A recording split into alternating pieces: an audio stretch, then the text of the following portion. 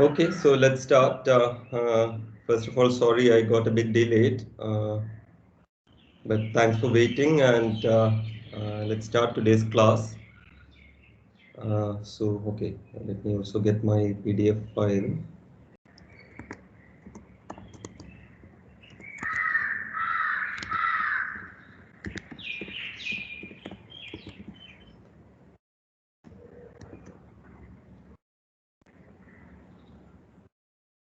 It's there.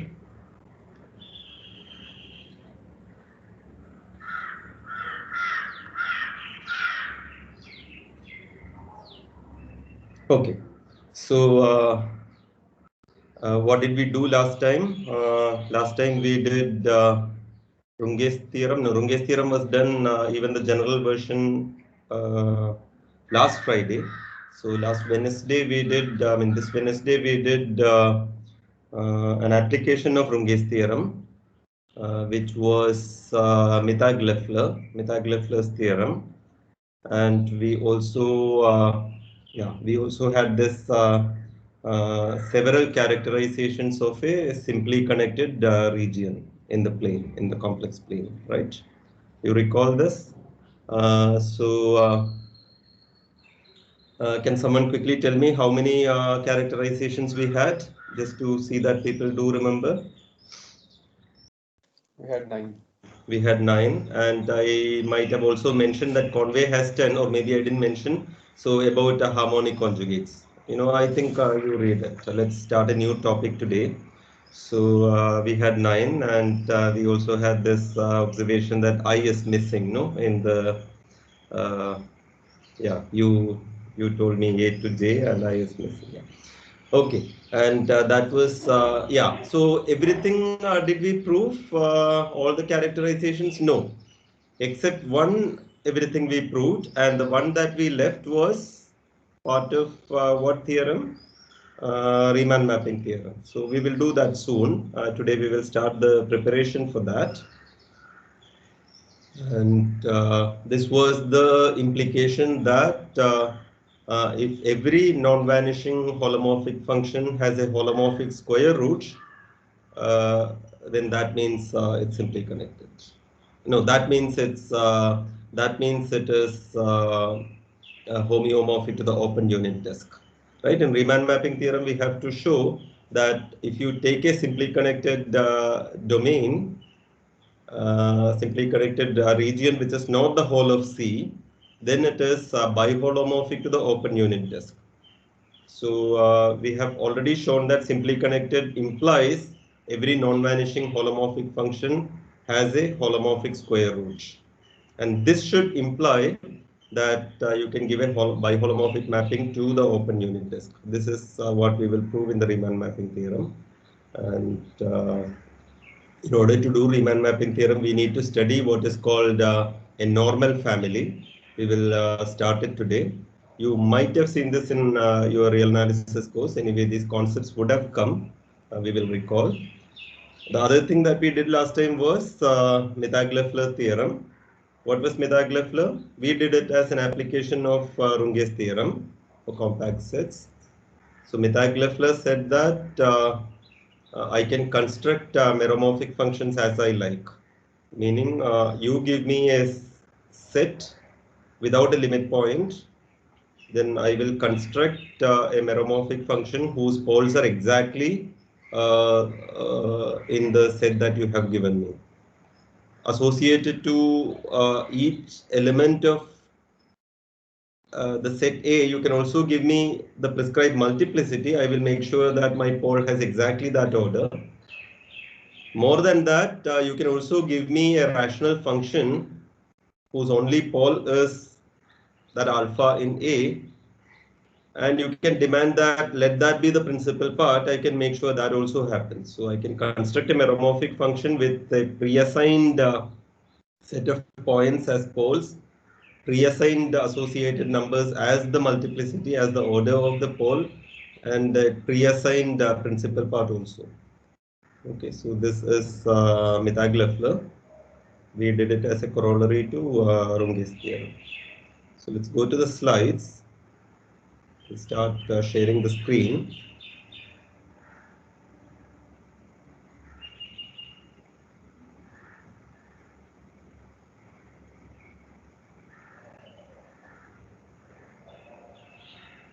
Please confirm that this is there. The screen is there. Yeah, I can see it. Yeah, good. So today lecture 14.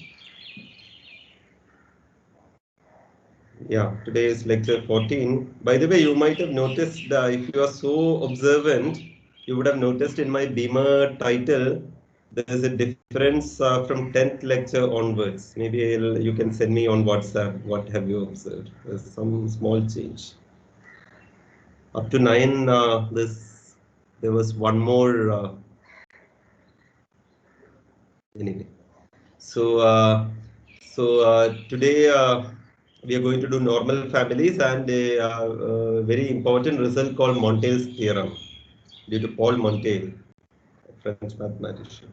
So can one of you tell me? I think it's part of MSc Real Analysis, which the BS students also must have done. You have done the so-called Azela-Ascoli theorem, right? Yeah. It was part I of. had done it in the. You have Yeah. done meaning in the class you have done, no? It was In there. the class we had done it, yeah. Oh. Yeah. So maybe I will quickly recall because I was not sure. I never taught that course. I was not sure, so I have put the important points of the proof as in Rudin. Montel's theorem belongs to that kind of a result. You know all these compactness theorems that you have. So Azela-Ascoli is the main point, and therefore you know the definition of a normal family also, no? Did you use this word? Maybe you haven't used the word. In Azela-Ascoli, No, did you? I don't think so.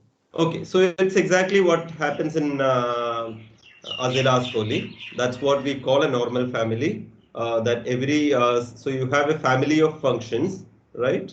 And you take a sequence of functions, and then it has a subsequence that converges, right? This is what you would have proved under some hypothesis in Azela-Ascoli. And so normal family is just that. I mean, if you take a family is a normal family. If you take a sequence, it has a subsequence that converges. Okay, so that's what a normal family is. We will come to it in the slides. So, and we will prove Montel's theorem. Since you have done Azela-Ascoli, and if I was skipping the proof of it, then you know this would have been very quick. But I have put in the proof also. Anyway, it's a very nice theorem with a very nice proof, and no harm in recalling. Okay, so that's what we will do today. And as in corollary to Azela-Ascoli, we will do Montel's theorem. Montel's theorem plays a crucial role in the proof of Riemann mapping theorem. So last class we proved the Mittag-Leffler theorem, which we recalled. You can construct meromorphic functions with prescribed poles, prescribed multiplicities, and prescribed principal part. What was the main point of the proof? It's always good to remember one or two key words, and then you know one can try to reconstruct. So the first thing to remember is you are using compact exhaustion. By the way, today also we are going to use compact exhaustion. So in Mittag-Leffler you use compact exhaustion. In Runge's theorem, general Runge's theorem, you use compact exhaustion. In Mittag-Leffler, again you use compact exhaustion. So you have omega as the union of Kn compact with all those conditions. And then what you do is you have given me the set A, which is the would-be poles. These will be exactly the poles of the function that I'm going to construct. And what you do is you take A intersection K1, A intersection K2 minus K1, A intersection K3 minus K2, etc. These are all finite sets because of the condition that you have, condition that is given that there is no limit point for the set A. So these are all finite sets, and you have also given me these functions P alpha at each alpha, right? These are rational functions with only pole being alpha. These are the would-be principal parts. So you sum over P alpha for alpha in AN, call it Qn, and these Qn's you can approximate via rational functions with poles only in S2 minus omega by Runge's theorem. And yeah, and the function that you took was summation Q1 plus Q2 minus R1 plus Q3 minus R2 plus etc. Right? Q1 plus summation Qn minus Rn. And you showed that this is meromorphic with precisely these poles and precisely these p alphas as the principal part in the Laurent expansion around alpha. So Runge's theorem was the main point. You approximate using rational functions. These p alphas that you construct, these qn's that you construct, you approximate using rational functions with poles outside S2 minus omega using Runge's theorem, and put all these together, and that was so. It was an immediate corollary to Runge's theorem. So then we characterized a simply connected region in several ways. As Adiman just mentioned, 9 ways we characterize. There's a 10th way, which is about every function has a harmonic conjugate. So some of the things that we characterized, what were the main things? One is the very definition. Every every closed curve is homotopic to a point, the constant curve. That's the definition. Another was it is homeomorphic to the open unit disk. Another was from homotopy implies homology. Every constant path is homologous to the constant path. Then we had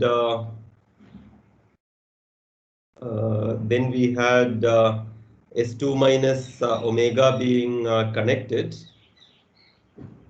And if S2 minus omega is connected, then you can approximate using polynomials. If you can approximate using polynomials uniformly on compact sets, then you can change the order of integration and limit, and you can conclude that the Cauchy theorem kind of statement, integral fz dz is 0 for all holomorphic f. If you have that, then you can define a candidate antiderivative and show that it has actually an antiderivative. So every holomorphic function has a holomorphic primitive.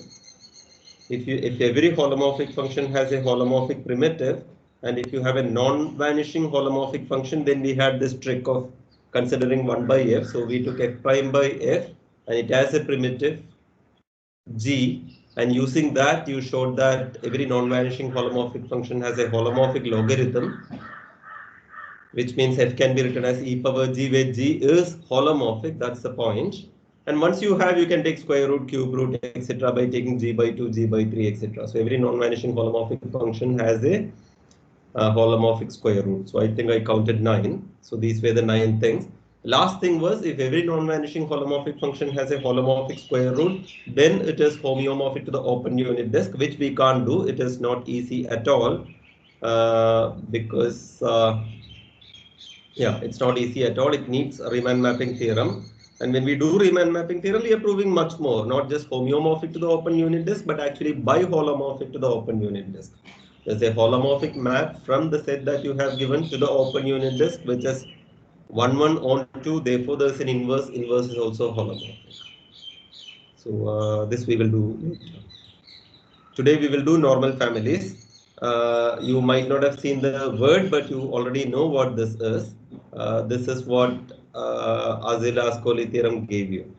So a collection is said to be a collection of functions. We are going to take a subcollection of holomorphic functions, but for the definition you could have taken it in some other collection. It is said to be normal if every sequence in that collection has a subsequence that converges.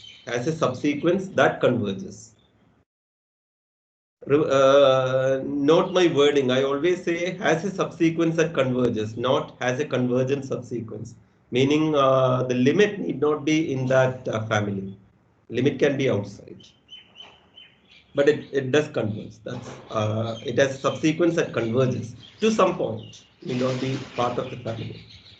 And we will do Montel's theorem, which is very, very important for us in the proof of Riemann mapping theorem. We will have a discussion session at the end. We will discuss whatever questions you have. So we are spending a lot of time, much in the discussion session, but I noticed that the questions are coming only from 1 or 2 or 3 people maximum. We are covering a lot of things. It's natural for you to have some difficulties because these are now we are into beyond 412. we are into advanced topics. I am a bit surprised that no one is asking me questions. I mean, some people are asking, but others are not asking. Finally, it will all add up to your burden. So please pay attention. We will soon have more assignments also. In fact, I will, during the discussion session today, I will project some exercises from Rudin. And I haven't solved those. Maybe I have solved those long back and I have forgotten. I haven't thought about it again. But we will generally discuss around that, and I might give you that as an assignment question maybe next week. These may be slightly difficult questions. Okay. Rodent's exercises are not very easy. So we will discuss all these things in the break. Break meaning at the very end. Okay. So let's introduce normal family. Let omega be a region and let f be a collection of holomorphic functions. So this is a set of functions, a collection of functions, a family of functions. Such a collection is said to be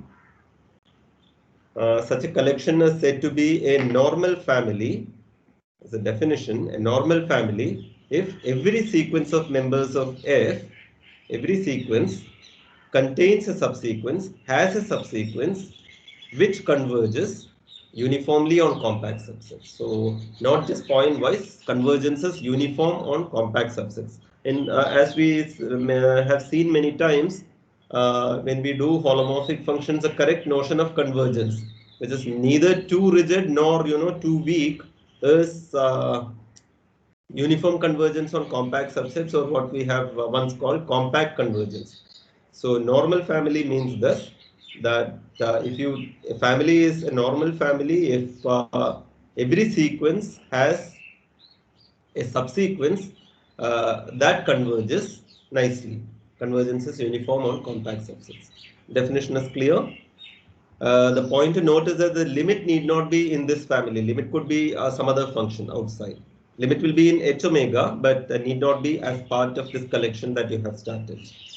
Unlike in the definition of sequential compactness, right? For a metric space, when you define sequential compactness, the definition was every sequence has a convergent subsequence. So typically, when we say has a convergent subsequence versus has a subsequence that converges, this is the difference. Has a convergent subsequence meaning the limit is also, so if you have a collection, the limit is also part of the collection. When you say has a convergent subsequence, here the limit is from the bigger set, but need not be from your family. It could be, but it need not be. So we are discussing normal families of holomorphic functions. I think that's all that we will have occasion to discuss, but Rudin mentions a remark that sometimes one may have to discuss normal families of meromorphic functions, in which case a limit you interpret as tending to infinity also, because poles may be there. No, so limit becoming infinity also is allowed if you are defining meromorphic functions, not for us. For us, limit meaning proper limit. Yeah, tending to infinity is also allowed. And many times a convenient word to use is locally. So this means behavior on compact subsets. So for example, here people might say, in fact many books will say, a collection is said to be a normal family if every sequence has a subsequence which is locally uniformly convergent. Instead of saying like this, one will say locally uniformly convergent. Okay, converges locally uniformly, or locally uniformly bounded, meaning given any compact set, it is uniformly bounded there. Given any compact set, it is uniformly bounded. That may be called locally uniformly bounded. So any behavior, you will say locally that property, meaning given any compact set on that property is there. Okay, so just a Rodin doesn't use that. So in Azela Ascoli, there are some boundedness things which will come in. So let's introduce EC definitions. A collection of functions defined on omega is pointwise bounded. Pointwise bounded. So it depends on the point that you are taking. If for every z in omega, so you choose a point z, there exists a constant. Depending on z, there is a finite constant such that modulus is missing here, absolute value, correct it later, such that mod of fz is less than or equal to mz. This is at that point z, but this is happening for all f and f. So a collection is point-wise bounded. You give me a point, there is a constant depending on that point, such that it is bounded by that constant, but that is happening for all f and f. Then you say that the collection is point-wise bounded. A collection is locally uniformly bounded, meaning uniformly bounded on every compact subset. So given a compact set, it is uniformly bounded there, meaning this constant will not depend on the point, it will depend only on the compact set. So uniformly bounded. If for every compact k, there exists a constant which depends on k but not on the points in k, there exists a constant such that mod fz is less than or equal to mk for all f and f, and for all f and f, and there is this point z here from k, and it is uniform across k, uniform for all z and k. So this is uniform bounded on compact subsets or locally uniformly bounded. And the main word in Arzelà-Ascoli is equicontinuity. A collection of functions defined on omega is equicontinuous if over a subset, let us say, equicontinuous over E contained in omega, if for every epsilon there is a delta such that mod fz1 minus fz2 is less than epsilon for every f and f. Okay, so the delta, the same delta works for all f in f and for all z1, z2 in E with mod z1 minus z2 less than delta. Again, you must have seen this since you have already seen Arzelà-Ascoli theorem. You would have seen equicontinuous.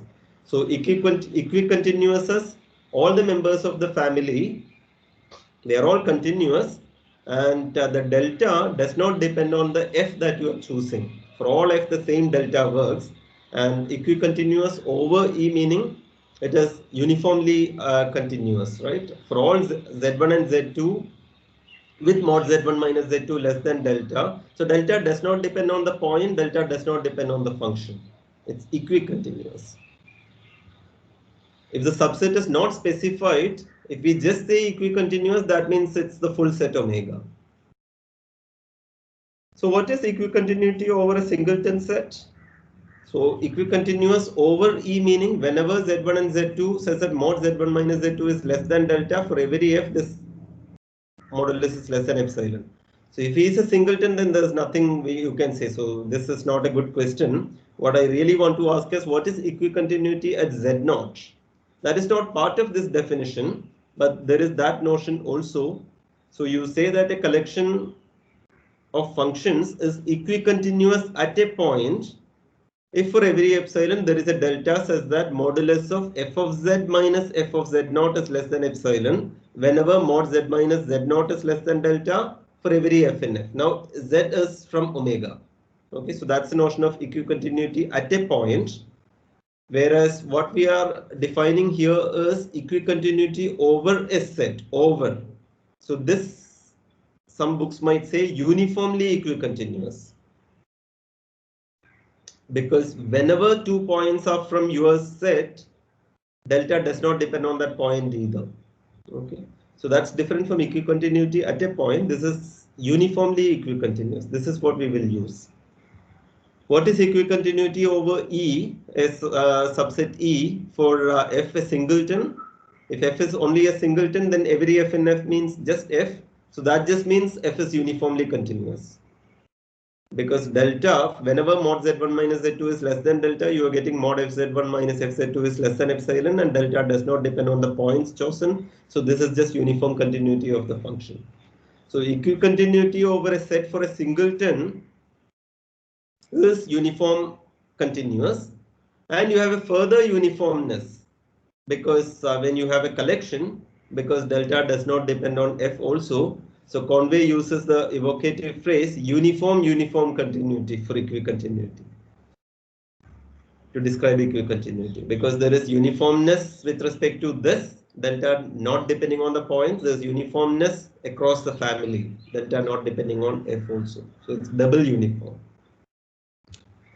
And equicontinuity reminds you of which theorem? The famous theorem, perhaps the most important theorem that you have done in real analysis. It's the Arzelà-Ascoli theorem. By the way, whenever I recall a theorem, I also check the Wikipedia for brief history, and all these are theorems before 1900. So this is what I was saying in one of the last classes, that in mathematics, in an MSc elective, still we are dealing mostly with 1880s, 1890s. So Runge's theorem is 1885. By the way, Rudin in his notes towards the end, he has good collection of notes for his text. And Rudin mentions that Runge's theorem is 1885, and he says that this is an important year because Weierstrass theorem of approximation by polynomials, that is also 1885. 1885, these two big theorems were proved same year. And Arzelà-Ascoli also, I was just checking, it is also 1880s. So I think Ascoli is the first one, the weaker version, that maybe 1883 or something, and a few years later Arzelà. I'm getting confused between the names.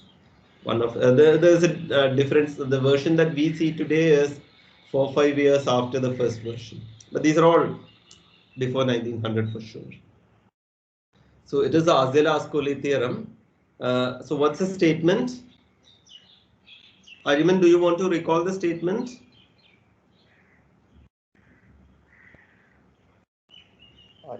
No, I don't really remember. I think it said that equicontinuous is a normal family.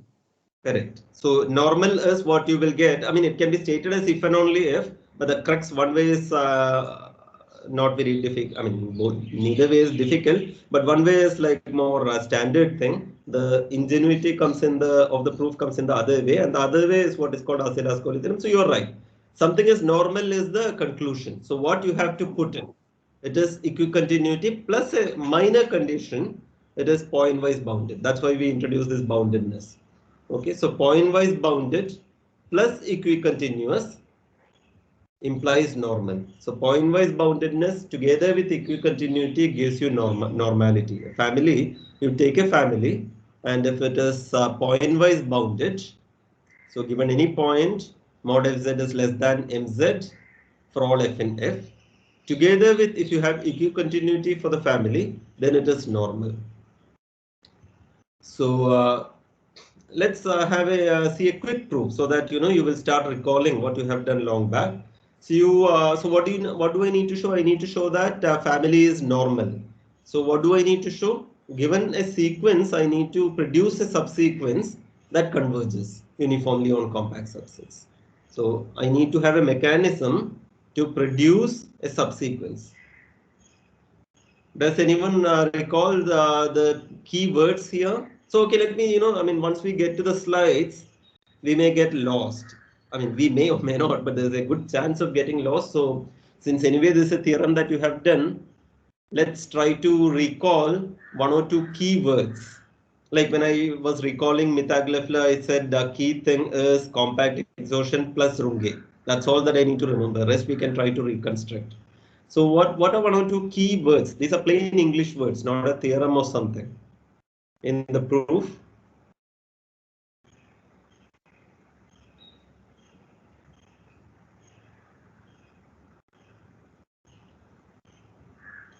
let me just take some names also. Okay, today I started late, so I don't have much time, but to have some interaction. Mamta, are you there? Yes, sir, I'm here. You remember this name, Arzelà-Ascoli? Yes, sir. Do you kind of remember the proof? I don't really remember. Okay, but do you at least remember something? No, I mean, this is not a real questioning. This is just to see, I mean, do you remember some one or two points about the argument? This, of course, was long back. No, this must have been your first semester, right?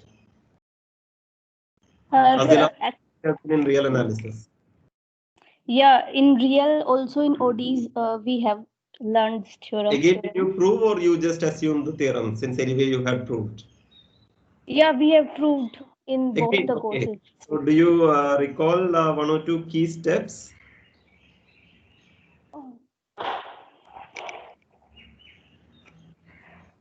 Say no if you don't recall. Yeah, I don't remember. Okay, so let me trust this again and again by calling some names so that never ever later you should always recall the keywords later, so that let's spend a few minutes on this, so that it's always good to slightly digress and say certain things, because our memory is connected by various things. So later you will certainly recall the words that I am going to say, because you will also remember that we had this conversation. So let me ask one or two more people, or you can volunteer. Preetham, are you there? Preetham, Yes, do sir. you I am recall one or two keywords? I'm not asking you for the proof. One or two key steps.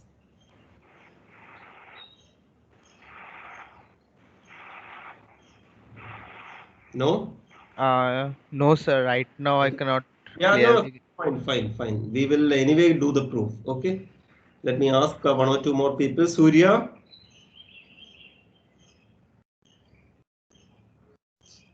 are you there? Yes, sir. Yeah. Do you want to make one or two comments? No, sir. Do you recall some key step? You remember this We can find theorem, a Fazela-Scolli theorem? You remember at least the word, no? Yes, sir. Yes. Okay, and do you recall the proof or one or two key steps in the proof? I think first we find a subsequence which converges pointwise on a set. No, but that's what you have to do, no? Yes, sir. Yeah. But in the proof, okay, let me ask Suhasini, are you there? Yes, sir. Please don't leave. I mean, I can see people leaving when I'm asking questions. It's okay. If you don't want me to ask, questions, you send me a message and I will not ask those students. Okay. This is, take it lightly. I mean, suppose we are in a classroom, we will talk to each other. No, it's not a big deal. Okay, Suhasini, you want to make a comment? Do you happen to recall some key steps? Sir, we used Bolzano-Weierstrass theorem. I can recall So, that. do you know what is Bolzano-Weierstrass? Yes, sir. Every infinite bounded set has a limit point. Yes, you will certainly use that.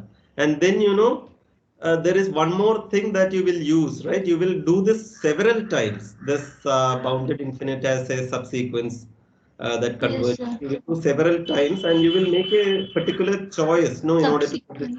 Yeah. What is that process called? Okay, we will come to the slides. You will see, and then you will certainly remember. I mean, this is like, the word, okay, maybe you haven't used that word, but you must have used. Everyone uses that word, and that is the word to remember. For example, when you show that closed interval 0, 1 is uncountable, what is Sir, the is it? Diagonal. Cantor's yeah, diagonal. diagonal? Yeah. Diagonal is the word that I was Di- after. Diagonal. So it is what is called the diagonal process. Good. Rolly, are you there? Rolly? Okay, Rahul, are you there? Yes, sir. Yeah. So internet connection is better now. Yes, sir. Okay. Do you remember this theorem, Masdela-Scolli? Yes, sir. Yes, sir. We have locally bounded, locally continuous Yeah, that's the scalar statement. function. And do you remember? So Suhasini just mentioned you have to use diagonal process. Do you remember one of the starting points? How can you start this process? No, sir. Okay. So let's come to the slides. Okay. So we had some discussion. Let's come to the slides. I'm still sharing the screen. No. Yes.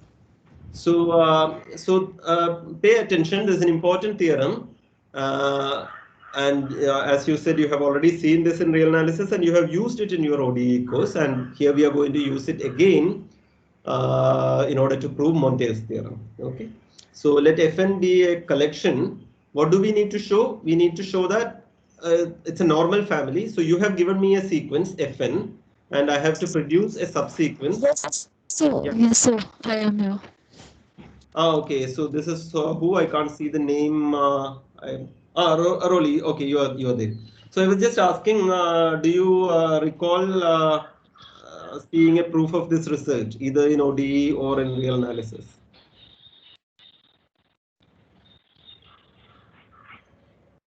Yeah, maybe the connection is not very good. I think there's some lag. We will talk in the discussion session. Okay, let me continue with my slides.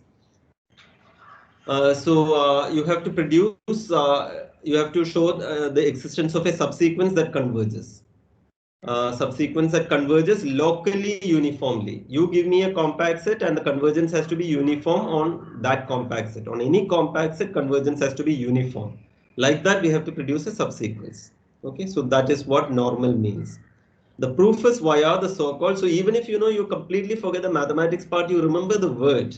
Because later some of you may not be doing mathematics, but I personally feel having done an MSc and having spent time on these things, even if your chosen profession as something else, it's good to remember certain things. No, I completely forget. So at least some words, if you remember, it'll be fun and nice, and it gives us a good feeling if we can recall. For example, I am in maths now, but if I can recall something in chemistry that I have learned in my 12th standard, it gives me a good feeling, right? So when we do, let us do thoroughly, so that certain things comes to our mind much later, 20 years later. The proof is via the so-called the diagonal process. And this is the other word that I was hoping to get from some of you, that in order to start the diagonal process, you need a countable dense subset. Both are important. You need a countable subset, and this countable subset has to be dense. So if you were going to do in a general metric space, you will assume that the metric space is separable, meaning there is a countable dense subset. Only then you can start this process. But we don't have to assume that, because we are in omega. Omega is contained in C, and a countable dense subset is anyway there. So for example, you can take sequence of all points in omega with a rational, real and imaginary parts. So you have a countable dense subset. So enumerate such a set, call it Z1, Z2, etc. And this enumeration is important. Using this, you construct a descending chain of infinite sets, S0 containing S1 containing S2 containing etc. So these are all subsets of natural numbers, and we are going to say that, look, in S1 there is, if you take n going to infinity, so if you just say n going to infinity, n is a natural number. If you say n is going to infinity in S1, S1 will be a sub collection of natural numbers, and I am tending n to infinity via elements of this sub collection. Then a certain limiting property is there. If I tend to infinity via S2, then there's a further limiting property, etc. And then you do a diagonal argument. So you're going to construct a descending chain of infinite sets, so that certain limiting property is there. That's how you will construct. So let's recall how it is done. So as follows. So S0 is all of natural numbers now, but you could have started this process not with all of natural numbers. You could have started this process with a given subcollection of natural numbers, and then you could have done this process. Here we are starting with natural numbers. You have to use point-wise boundedness, and then you have to use equicontinuity. So use point-wise boundedness now. So you take, so given any z, there is point-wise boundedness. So you take Fn at Z1, you have enumerated this countable dense subset as it has an order Z1, Z2, Z3, etc. You take the first point Z1 and you take F1 of Z1, F2 of Z1, F3 of Z1, this collection. So this is a collection of points, and this collection is bounded. Why? Because of point-wise boundedness. There is a constant which depends only on Z1, such that mod of Fn Z1 is less than that constant for all n, for all Fn. So this collection is bounded, and I think it is, I forget, Mamata or Suhasini, one of you mentioned that Bolzano-Weierstrass you remember being used. So a bounded infinite sequence you have, and therefore it has a convergent subsequence. So this has a convergent subsequence. So that convergent subsequence will be Fn1, Fn2, Fn3, etc. Right? Fn1 at Z1, Fn2 at Z1, Fn3 at Z1, etc. This N1, N2, N3, etc. You take one convergent subsequence, pick one, and these indices N1, N2, N3, etc. you put together and call it S1. So S1 is contained in S0, right? S0 is all of natural numbers, and this N1, N2, N3, etc. you put it together, call it S1. So S0 contains S1, but what is the property of S1? As N tends to infinity inside S1, N1, N2, N3, etc. As N tends to infinity inside S1, limit exists for Fn of Z1. That's how you constructed S1, right? So as n tends to infinity inside S1, limit n goes to infinity, Fn of Z1 exists. That's how you constructed S1. Now in S1 you choose n, in these indices n1, n2, n3, etc. You choose among those indices and you consider the point S2 as Z2, Fn at Z2 as n belongs to S1. Again, this is bounded because of point-wise boundedness, and therefore this has a convergent subsequence, and pick one and put the indices together and call it S2. Continue this process. So you have S1 containing S2 containing S3, etc. What is the property of S3? S3 has the property that inside S3, if you take n going to infinity, then F3 of S3 converges, F3 of Z3 converges. The sequence F3 of Z3 converges if n is in S3. But S3 is contained in S2, and S2 has the property that Fn of Z2 converges. So if you take something in S5, then Fn of Z5 converges, Fn of Z4 converges, Fn of Z3 converges, etc. All the less than or equal to that also converges. So limit Fn Zj exists for all j between 1 and k if n going to infinity within Sk. This is how you have constructed your Sk's. So limit Fn Zj exists for all j less than or equal to k as n goes to infinity within Sk, because Sk is contained in Sk minus 1, contained in Sk minus 2, etc. Therefore, for j less than or equal to k also this limit exists. Okay, now the diagonal process. This is a crucial step. Let S equal to R1, R2, R3, etc. be the set such that R1 is from S1, R2 is from S2, R3 is from S3, etc. Okay, notice that limit Fnz exists for every z in E as n goes to infinity within S. What is E? What is E here? This was 3 slides ago. What is E?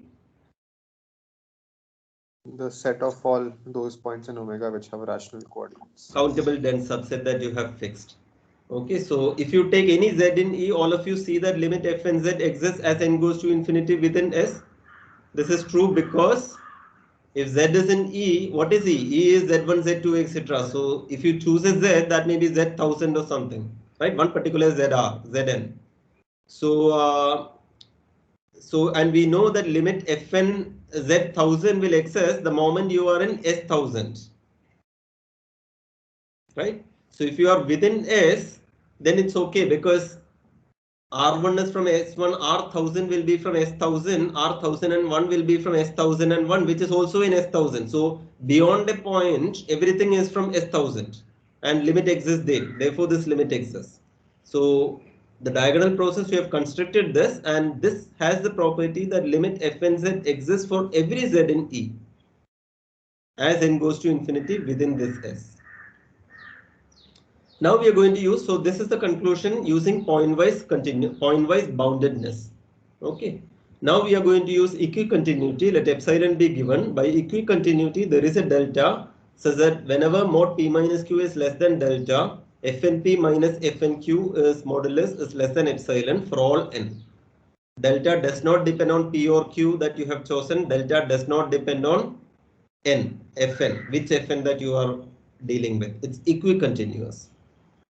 Now take a compact set. Where do you have to show convergence? You have to show convergence as uniform on compact subset. So choose an arbitrary compact subset and cover it with finitely many open balls of any radius. Choose radius delta by 2 where you have chosen this delta depending on this epsilon. How do you cover it with finitely many open balls? These open balls are in omega. How do you cover it? You cover k with union bz delta by 2 as z varies in omega. Because k is contained in omega, that is possible, and take a finite subcover. So let us say there are m elements, b1, b2, etc., bm. This collection E with rational, real, and imaginary path, this is dense in omega, and therefore bi intersection E will contain some point of E, let us say pi. So there are pi in bi intersection ei for E for each I. This is because of so countability we have used earlier, now density we are using, and therefore you get this pi. Therefore for each I, limit fn pi exists. Why is that? Because pi belongs to E. Yeah, limit fn pi exists where as n goes to infinity inside S. The diagonal set that we have constructed. If as n goes to infinity within S. As n goes to infinity within S, we have shown that limit fn z exists for each z in E. So pi's are in E. Therefore, limit fn pi exists as n goes to infinity within S. Convergence implies Cauchy, right? And because this is convergence, you have Cauchiness, and therefore there exists n such that this has to be capital N. Another typo. So I have to correct a number of typos. One modulus sign missing, and at one place, just for uniformity, I should put less than or equal to. Second one, third one here. This has to be capital N. There exists capital N such that whenever m and n are from S and m and n are bigger than capital N, then you get fm pi minus fn pi modulus is less than epsilon for this pi. For this pi, and this happens for all I equal to 1, 2, etc. n. Okay, so this is because of Cauchiness.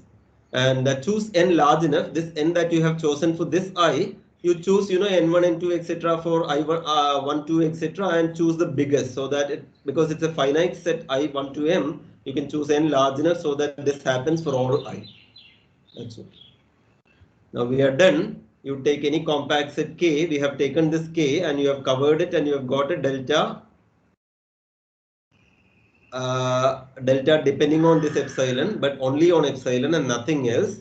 And now if you take a point, so I want to say convergence as subsequent convergence is uniform on K. So take a point Z in K, because this finitely many BIs cover K, Z is in BI for some I. And what was the radius of BI? It was delta by 2. Therefore the diameter is delta, and therefore mod Z minus PI is less than delta. But this is the condition in equicontinuity. Therefore, mod fmz minus fnz. By equicontinuity, you will get mod fmz minus fmpi is less than epsilon. Mod fmz minus fmpi is less than epsilon. And here you have got mod fmpi minus fnpi, right? M and n are changing here. And by equicontinuity, P and Q are changing for one fixed n. So you will use triangle inequality 3 times. Fmz minus fnz you will write as fmz minus fmpi, then fmpi minus fnpi, then fnpi minus fnz. So fmz minus fmpi, fmpi minus fnpi, fnpi minus fnz. This is less than epsilon by Cauchiness. This is less than epsilon by Cauchiness, and this is less than epsilon by equicontinuity. So putting all these three together, you have got less than 3 epsilon. Epsilon was arbitrary, and this is true whenever m and n are in S bigger than capital N. Right? That's where we use this one, Cauchiness, bigger than capital N. So we have shown that, and none of this depends on Z. So we have shown that it is the sequence is uniformly Cauchy. So Fn as n belongs to S. This is the subsequence. S you have chosen diagonal process, and Fn with n and S. So this is the subsequence that you have constructed. This is uniformly Cauchy on K, and therefore it is uniformly convergent on K. So you have produced a subsequence that is uniformly convergent on K.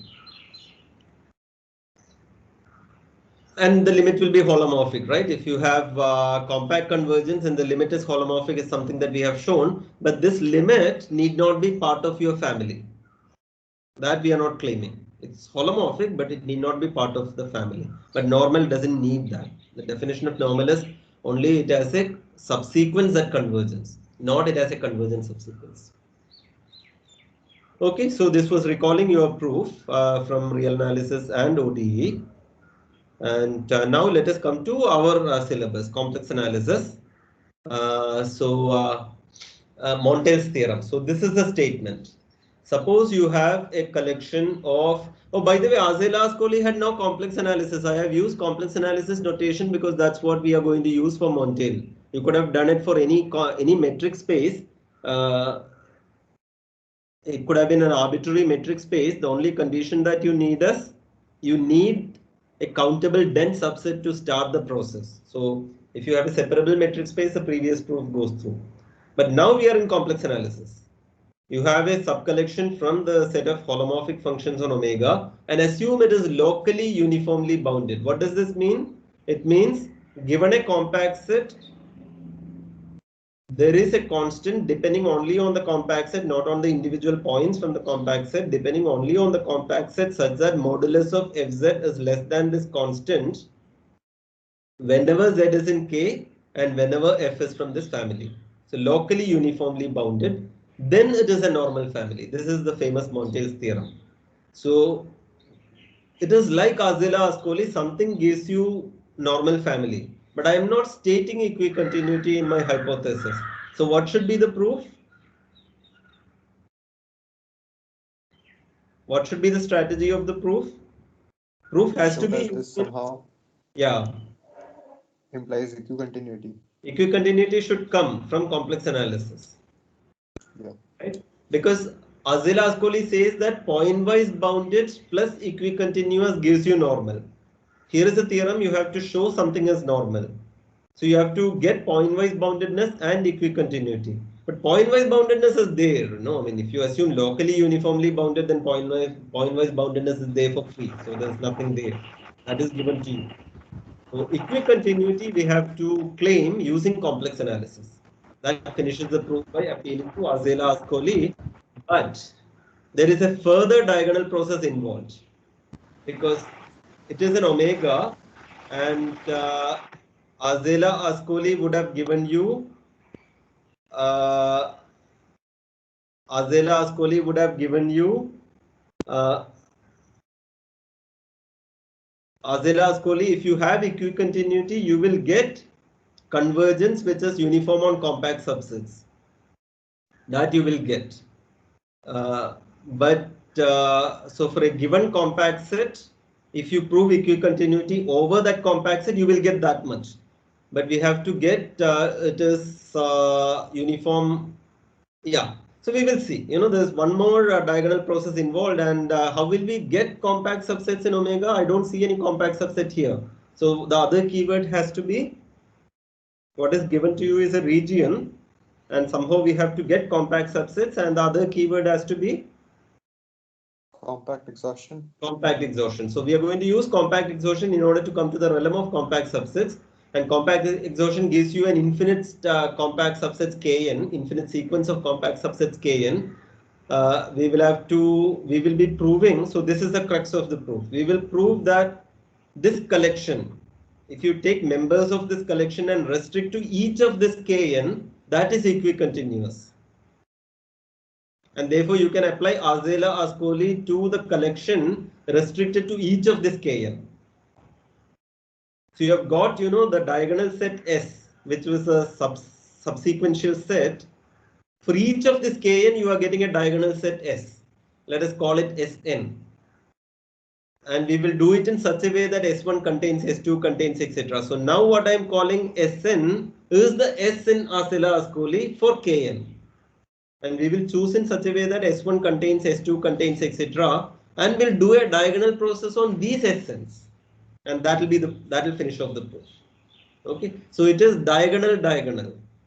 Then the one diagonal is hidden in the application of Arzelà-Ascoli, and to the output we will do a diagonal process in Montel. Okay, so that is the proof. So let us go through the slides, and that will finish the class for today, and then we will have the discussion session. So remember, the structure of Montel is EC. You are assuming locally uniformly bounded, therefore point-wise boundedness, I don't even have to say, it is coming for free. Equicontinuity is missing, I have to say something is normal. So it should remind you of Arzelà-Ascoli, which needs equicontinuity, that we will get from complex analysis. What we will use is Cauchy integral formula. So CIF will give you equicontinuity, but where will it give you? We will start with compact exhaustion. On each Kn, we will say F restricted to Kn as equicontinuous.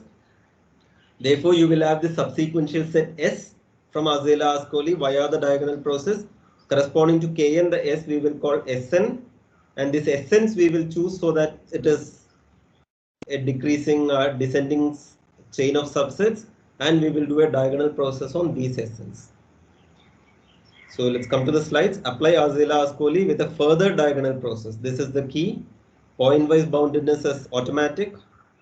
Do compact exhaustion for omega. So omega is union Kn with all those nice properties. Let me not state it again.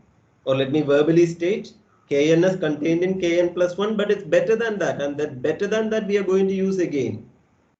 Kn is contained in Kn plus 1. It's better than that we have used earlier also. It is better because it is contained in the interior of Kn plus 1. We are going to use that again today. And every compact set is contained in one of the Kns. We are going to use it again today. And the third thing we don't need today. Third thing we used in the proof of Mithag-Leffler and also in the proof of general Runge's theorem. What was the third thing? Each component of S2 minus Kn contains a component of S2 minus omega, but that we don't need today. So we will appeal to CIF, Cauchy integral formula, to conclude equicontinuity over each Kn. What is equicontinuity over E? No, I think I used it in the wrong way. Over E meaning whenever you take Z1 and Z2, yeah, this is a big mistake. As far as English, I mean the terminology goes, this is a big mistake. I apologize, I'll correct it. This parts I was typing, looking at Rudin and quite quickly. Over each Kn is wrong. Okay, this is not what I mean. Over each Kn would mean whenever Z1 and Z2 are in Kn, but that's not what I'm claiming. I want over omega only. I want equicontinuity over omega, but for the collection restricted to Kn. You have F in F and you take the collection, you take F restricted to Kn as F varies in the collection, and over omega I want to get equicontinuity. So this is not the correct terminology. So let Fj be a collection in F. And what do we need to show? We need to show that there is a subsequence that converges. And we are going to apply Azela-Ascoli to F restricted to Kn where F is in F. This is what I meant, not over each Kn. And we will apply Azela-Ascoli to this. We are going to show that this is equicontinuous, and if you have a collection Fj, because it is equicontinuous and point-wise bounded, we will get a subsequence from Fj which will converge uniformly on compact subsets. To get Sn, so this Sn is the S in Azela-Ascoli. After the diagonal process, you will get an Sn such that as j goes to infinity within Sn, you have gotten a sequence as j goes to infinity within Sn, Fj converges uniformly on Kn. This is if we have proved this is equicontinuous. Okay, so we are going to prove this is equicontinuous, and point-wise boundedness is anyway there. Therefore, you will get an Sn such that j goes to infinity within Sn will imply Fj converges uniformly on Kn. Now, while doing Azela-Ascoli for Kn plus 1, you start with this Sn, and inside this Sn you will do the diagonal process to get the Sn plus 1. Right? You started with natural numbers in Azela-Ascoli, but you could have started with any collection and you could have gone, you could have taken the subsequence, the sub-indices from that collection. So within Sn you do and get Sn plus 1 for Kn plus 1. So like that, if you choose Sn, do this for each n in that way so that you get S1 containing, S2 containing, etc. Now do the diagonal process to get S. So S will be R1, R2, etc. where R1 is from S1, R2 is from S2, etc. And exactly like in the proof of Azela-Ascoli, as j goes to infinity within S, you will get Fj converges uniformly on every Kn. Right? On Sn, you got uniform convergence on Kn. On Sn plus 1, you got uniform convergence on Kn plus 1. But by the diagonal process, if you choose an S, you get uniform convergence on every Kn. That's clear, no? Because if you take k1000, after r1000 onwards, everything is from s1000. Therefore, you get uniform convergence on k1000. Again, the beauty of diagonal process. So you are using diagonal process again. You have used a diagonal process in order to get, so it is not double diagonal process, it is infinite diagonal process, because you have used Azela-Ascoli diagonal process to get this S1. You have used Azela-Ascoli diagonal process in such a way that you get S2 contained in S1. You have used Azela-Ascoli diagonal process to get S3. So you have used diagonal process infinitely many times to get all these things, and then you are using a further diagonal process on that to get this S, and you get Fj converges uniformly on every k, and we are done. Why? Because what we have to show is, given any k, what we have to show is, we have to show uniform convergence on any compact subset. What we have shown is uniform convergence on any of these kns, but we are done because any k is contained in one of the kns. That was part of compact exhaustion, and therefore you have uniform convergence on kn, and therefore uniform convergence on k. So we are done. So what is remaining? Have we done the proof of Montel?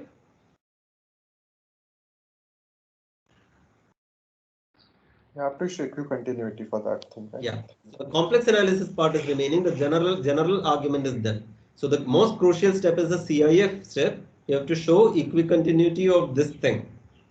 You have to show, you have to apply Azela. Oh, by the way, Azela-Ascoli, the accent on A is the other way. I mean, not the other way. So I told you, no? What are those two accents called? Someone remember? We discussed accents when? It was a few Grave and something. Grave and acute, but when did we discuss this? I think Rouché's theorem. And why? There was one person which had both the name. I think Rouché's first name had the other. Rouché's first name. Rouché's first name. I cannot pronounce Eugene, and one of the E's had an accent. Yeah. The third or fifth? No, fourth or sixth. That I forget. Okay, anyway, this is just to, remember these things. I think in Eugene or whatever, that accent is this one. I think this is grave. And the standard accent that we see in French names typically is the other one, acute, which is the other direction. But these are Italian mathematicians. Azela is Italian, Ascoli is Italian. I also noticed their first names only this morning, just before the class.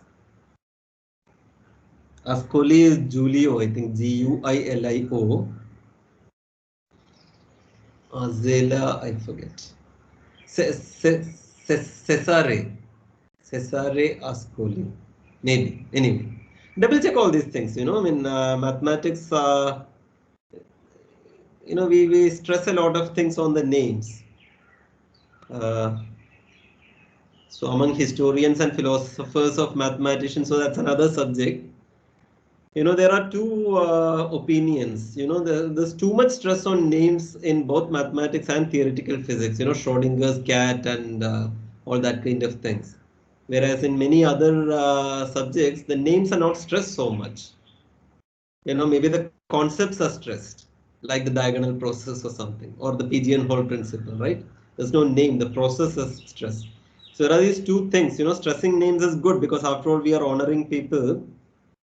Of course, I mean, maybe, many times the name that we mention may not be the real name. This is what is called Arnold's principle. Arnold's principle named after Vladimir Arnold says that many times when we say X's theorem, it has nothing to do with X. It is some other Y who has done all the work. Have you heard this Arnold's principle? Omkar?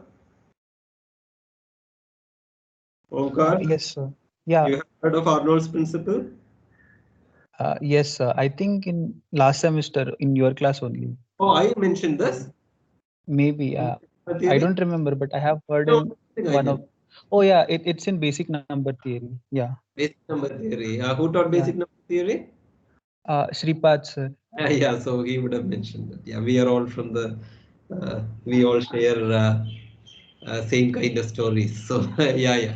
Anyway, it's a famous story. It's named after Vladimir Arnold, very famous Russian mathematician, modern mathematician, who passed away only a few years back. But you know the joke. He must have mentioned the joke also, no? You can recall it. Yes, sir. Yes, sir. Which is? Yeah, that statement was not made by Arnold. Yeah, no, it's a question. It's an open-ended question. Does Arnold's principle apply to Arnold's principle? That's. Oh, okay. Oh, did Yeah. he say that it is certainly not made by Arnold? Oh, this I did. I don't remember. Okay, maybe that's exactly. also true. Huh? Maybe that's also true. I don't remember this. I'll ask him or I will Google. Yeah, good. So, yeah, but the other philosophy is that, you know, oneness, it may not be fair, and the other is why stressing names so much? Why not stress the principle? Only very recently I saw on Twitter, you know, a discussion. Something like pigeonhole principle is evocative, you know, you might recall something like diagonal process. You know, the word diagonal tells you what you are doing. Whereas if it is named after somebody, then, you know, you have to have a further memory, no? That it is about diagonal process that, you know, we call it Cantor's process. Okay, if diagonal process has to be named after somebody, it has to be Cantor only, no? After all, 0, 1 is uncountable is Cantor. I think that's where diagonal process came first time. Yeah, anyway. So, culture is that we stress names, so let us also play along. And but these names also get changed. For example, I think it is now confirmed that, you know, the Fields Medal, right? Fields Medal is, of course, named after a mathematician. No? It's not the word Fields. It is a Canadian mathematician called Fields. And there's an equally famous prize which is given to theoretical computer science along with the Fields Medals in this International Congress of Mathematicians. Does anyone recall that name? It's in theoretical computer science. Exactly one award, if once in 4 years. Turing Award. Huh? Is it the Turing Award? No, that is not given, and that's a very famous award, maybe even more famous than this one, but that is not given by mathematicians. This is an award given by by ICM, International Congress of Mathematicians. It's given on the same day as Fields Medals are announced. It's announced the same day. And the name is a mathematician's name. It's not a computer scientist's name. In fact, this mathematician has nothing to do with computer science. You know this name? We have mentioned this name once in this course, saying that we may come back to it if time permitting towards the end of the, you know, it's Alphonsus advisor, Rolf Nevanlinna, and it's called the Nevanlinna Prize. It's given to a theoretical computer science below 40 years of age. But why I'm saying this now is because we are talking about names. You know, Nevanlinna had Rolf Nevanlinna, Finnish mathematician, Finland, Alphonsus also Finland, Alphonsus advisor. See, all of us are human beings, right? We may be professional mathematicians, but we are also human beings with other interests. In particular, some of us may have deep political, societal interests. Nevanlinna certainly had. And Nevanlinna's political leanings were kind of,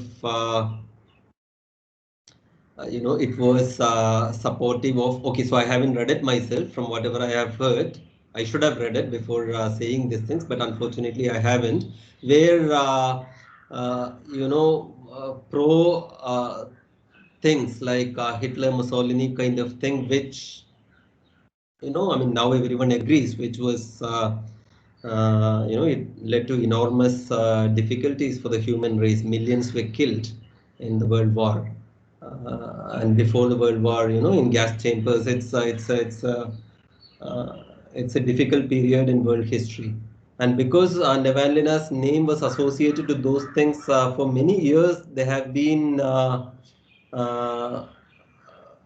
you know, many people strongly felt that we should not honor that name beyond a point. And so there are again two things, you know, we are honoring him only as a mathematician, not because of his other things. But then there was also this point of view that, but after all, you know, honoring the name, the honoring is not just amongst mathematicians, but, you know, others also get to hear about it. And then, so there was a lot of discussion. Finally, they have removed the name. So from next ICM onwards, the prize is called something else. It's no longer going to be called Nevanlinna Prize. So this is why in history of mathematics and philosophy of mathematics, attaching too much importance to names, it is getting, I mean, if some of you are interested in societal matters, you can Google. This is getting a lot of discussion among prominent mathematicians, among prominent historians of mathematics. Should one stress names so much? Because some of the names may have, you know, a pretty bad history outside mathematics. Anyway, digression. Yeah, so we have to do compact CIF. I mean, not compact CIF, this crucial CIF step. That's easy. So Kn is contained in the interior of Kn plus 1. So there exists delta n such that, yeah, because it's contained in the interior, for Z in Kn, there is a delta n, and I am going to choose with 2 delta n radius a ball which is completely contained in Kn plus 1 because Kn is contained in the interior and Z is from Kn. So this step is okay. Now if you choose P and Q within Kn with more, we are going to do uniform continuity, not uniform continuity. We are going to do equicontinuity for F restricted to Kn. Okay, but Kn plus 1 is going to play a role in this proof. That's why, you know, I have this choice. So we are going to, if you take P and Q in Kn with mod P minus Q strictly less than delta n, and you choose gamma with one of those points as center, doesn't matter. It's symmetric in the proof. So choose center at P and radius 2 delta n and choose the circle positively oriented, call it gamma. To this gamma we will apply CIF. So if I take a center at P and radius 2 delta n, of course P belongs to that circle, I mean inside the circle, P belongs to that disk because P is the center, but Q also belongs. Q also belongs because P minus Q is less than delta n and this has radius 2 delta n, so Q also belongs to that thing. So both P and Q are inside that circle, the disk with boundary, that circle. So CIF can be applied to P, CIF can be applied to Q. Right, the global CIF is whenever the curve is homologous to, I mean, whenever you have an interior thing, whenever the index is 1, then you can apply and you will get index 1 CIF. So to both P and Q we can apply CIF. I will do that. So FP I have applied CIF, FQ I have applied CIF, I have subtracted. So I've got FP minus FQ is this. Where gamma is this thing, both P and Q are inside gamma, this is fine. Just a manipulation. This is zeta minus Q minus of zeta minus P by this, which can be written as P minus Q by zeta minus P times zeta minus Q. So you get this and take the bound. Modulus of the integral is less than or equal to integral of the modulus. So for all f in f, you have this. This is true. I mean, any holomorphic function, this is true, not just for f in f. Any f in h omega, this is true. In particular, for any f in f, this is true. And when I take modulus, I get integral of the modulus. But mod f zeta is bounded by what? Because of locally uniformly bounded, mod f zeta is uniformly bounded by a constant which depends only on f zeta. Zeta is over gamma. Gamma is a circle, center at P, radius 2 delta n. Center at P, radius 2 delta n. Such a gamma is inside Kn plus 1. Gamma star is inside Kn plus 1. So f zeta is less than, for all f in f, yeah, the CIF part is true for all f in h omega, but the next part is true for f because f is uniformly, locally uniformly bounded. So for all f in f, mod f zeta is less than a constant depending only on Kn plus 1. And zeta minus P is 2 delta n and zeta minus Q is bigger than delta n. There's a minor check that you have to do. There's something about delta n here also. And the length is what? Length is 2 pi times 2 delta n. So you will get a bound using all that. If you do that carefully, you will get mod fp minus fq is less than the constant depending on kn plus 1 coming from here. This is in terms of delta n. This is in terms of delta n. The length of gamma is in terms of delta n. All that when you do, you will get less than, strictly less than. This is an equality, but this is a greater than or less than or something. From there, you will get a strictly less than mod this by delta n times mod p minus q. And therefore, you have proved equicontinuity. Because if you choose a delta such that mod p minus q is less than delta, whenever P and Q are in Kn, then you are getting mod Fp minus Fq is less than epsilon. I mean, depending on epsilon, you choose a delta such that this also happens using these constants. And choose epsilon depending on this, epsilon by m Kn plus 1 or something like that. So if mod P minus Q is less than delta n, if mod P minus Q is less than delta n, whenever P and Q are such that mod P minus Q is less than delta n and delta n will go, you will get this is less than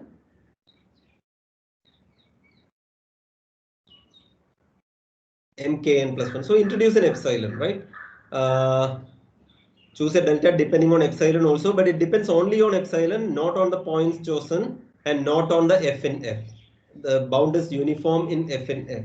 So you have got equicontinuity for f restricted to kn because p and q are in kn. So that finishes the crucial CIF step, and therefore Montel's theorem is done.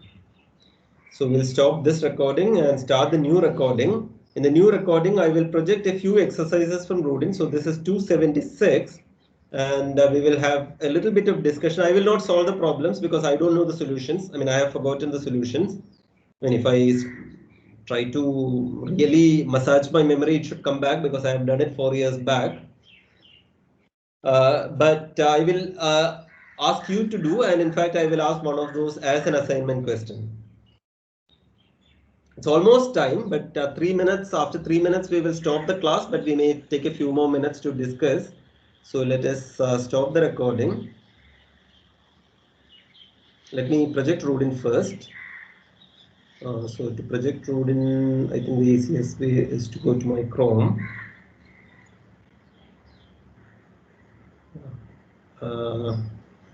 Actually, that we will do in the discussion. I can stop sharing. And I can, how many students are there now? Okay, decent attendance, 19 students, 19 is out of 23. Chirag is again not there, so I will tell Chirag. Okay, so I will send a message to people who are not coming. Yeah, stop this recording.